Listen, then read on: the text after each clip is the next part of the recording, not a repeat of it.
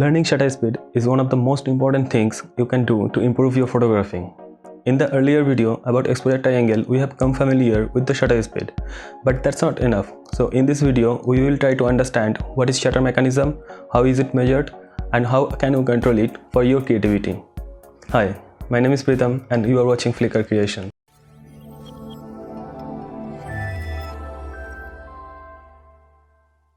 A camera shutter refers to a curtain in front of the image sensor that opens and closes every time you press the shutter button. An easy way to understand is to think of it as the eyelids of your eye. If you close your eyes and then open them for 1/3 second and then shut them again, you have essentially created a 1/3 second exposure for your eyes. The same thing happens with the camera shutter. A 1/3 second shutter speed means that when you press the shutter button, the shutter opens for 1/3 second and allows the light to reach the camera sensor and then closes again. The length of this action is determined either by you or your camera. That depends on the mode you are using. Let's take a DSLR camera as an example. DSLR cameras have mirror in front of the shutter through which you see in the viewfinder. When you press the shutter button, the mirror lifts up and shutter opens to expose the image sensor. The exact shutter mechanism can vary depending on what type of camera you are using. Like mirrorless cameras don't have a physical shutter. Other than this fact, the shutter works in the same manner for both. Shutter speed is commonly measured in fractions of a second, like 1/250th of a second, 1/500th of a second. Modern cameras have extremely fast shutter speed that can go all the way up to 1/8000th of a second. But shutter speed can extend to much longer time, usually up to 30 seconds. But it can be extended further into minutes or even in hours by using bulb mode. I am sure that you have seen those waterfall photos with milky water effect. This effect uses longer exposure time to smooth out any movements in the scene. But during broad daylight, it can be impossible to achieve such exposure. In that case, a neutral density filter or ND filter can help, reducing the amount of light entering the camera. On the other hand, shutter speed can be used to do just the opposite. If you use fast shutter speed, you can eliminate motion even from fast moving subjects like bird in the flight or football players playing football. Using higher shutter speed while taking photos of waterfall, each droplet can be freezed in the air completely sharp.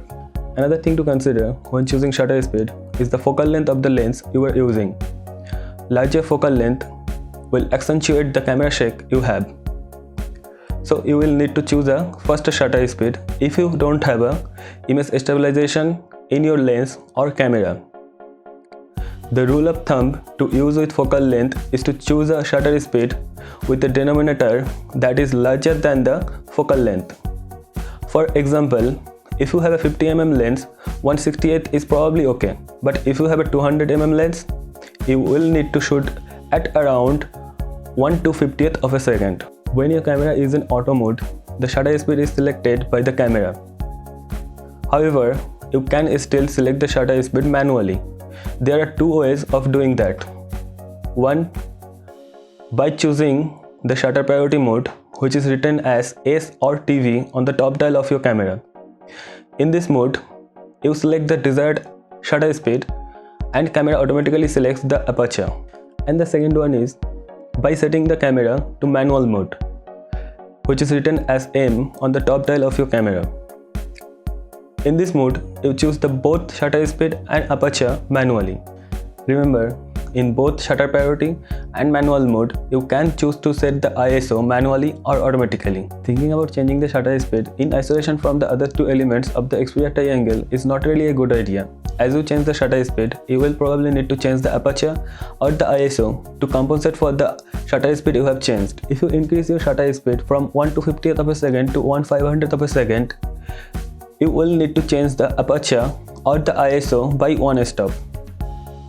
If you change the aperture from 8 to 5.6, that is one stop, or if you change the ISO from 100 to 200, that is also one stop. I hope that you have learned something new in this video. Experiment with different shutter speed to create something new. That's all for now.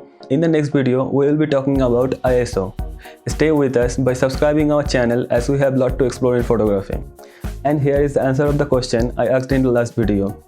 It took 8 hours to capture the first photograph in the history by Joseph Nicephore Niepce in 1825. And now, time for the question of the day. The question of the day is, what does the word photograph mean? If you know the answer, let me know in the comment section. Thank you.